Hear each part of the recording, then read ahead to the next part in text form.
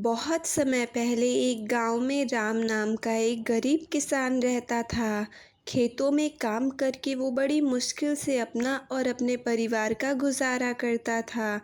एक दिन वो खेतों में से काम करके अपने घर गया। तभी उसने देखा एक आदमी उसके घर आया हुआ है। पता पूछने पर उस आदमी ने कहा, अरे बेटा, तुम मुझे नहीं जानते?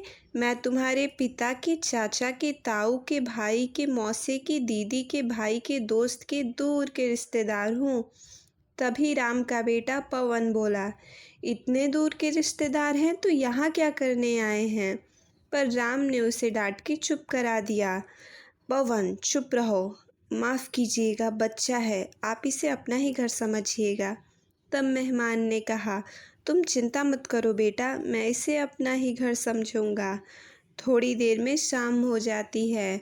राम अपनी पत्नी से कहता है, सुनो, ये हमारे घर पहली बार आए हैं, इनकी खातिरदारी करना हमारा फ़र्ज़ है। तब राम की पत्नी गीता ने कहा, आप ठीक कह रहे हैं, मैं ढेर सारे पकवान बनाऊंगी इनके लिए। फिर गीता ने मेहमानों के लिए बहुत सारे पकवान बनाए और उस आदमी को खाने के लिए बुलाया जो मेहमान बन के आया था। पर उस आदमी ने इतना खाया कि बाकी लोग के लिए कुछ बचा ही नहीं। खाने के बाद वो आदमी बोला, वाह बेटा, खाना तो बहुत अच्छा बनाया था, अब तुम लोग भी खा लो। तब पवन बोला, आपने कुछ छोड़ा ही कहाँ है जो हम लोग भी खा लें? तब वो आदमी बोला, बड़ा शरारती बच्चा है। फिर वो आदमी कमरे में सोने चला गया। राम बहुत गरीब था, उसके घर में सिर्फ एक ही कमरा था जिसमें वो आदमी सोने चला गया। तब पवन बोला, पापा, ये अंकल तो हमारे कमरे में सो गए, हम कहाँ सोएंगे?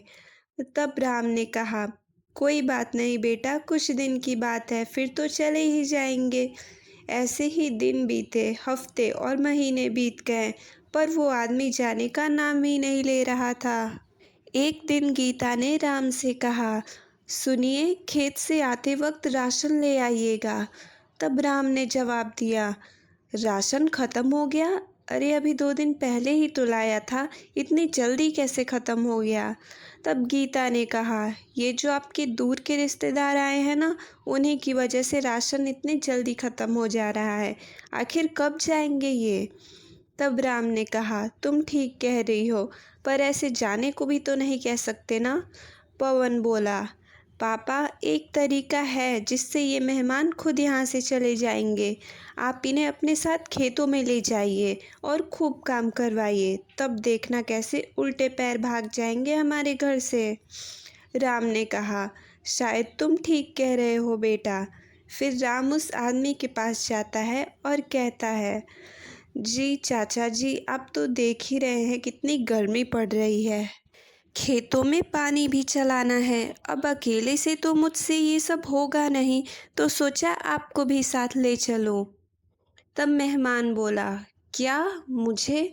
पर मैं तो मेहमान हूँ ना बेटा। तब पवन बोला, अरे अंकल, कैसी बात कर रहे हैं? मेहमान तो 2-4 दिनों के लिए होता है, जो महीने भर रहे वो मेहमान थोड़े है।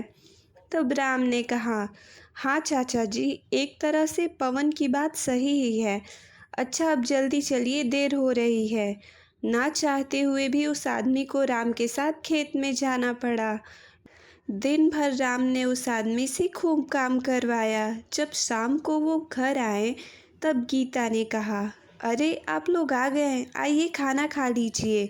वो आदमी जल्दी से खाना खाने बैठ गया, पर थाली में दिन की रोटी और नमक देख के उसका दिमाग खराब हो गया। उस आदमी ने कहा, ये क्या मजाक है? तब गीता ने जवाब दिया, चाचा जी, मजाक नहीं है, खाना है। हम लोग बहुत गरीब हैं, हम लोग रोज़ रोज़ आपके लिए 56 भोग तो बना नहीं सकते।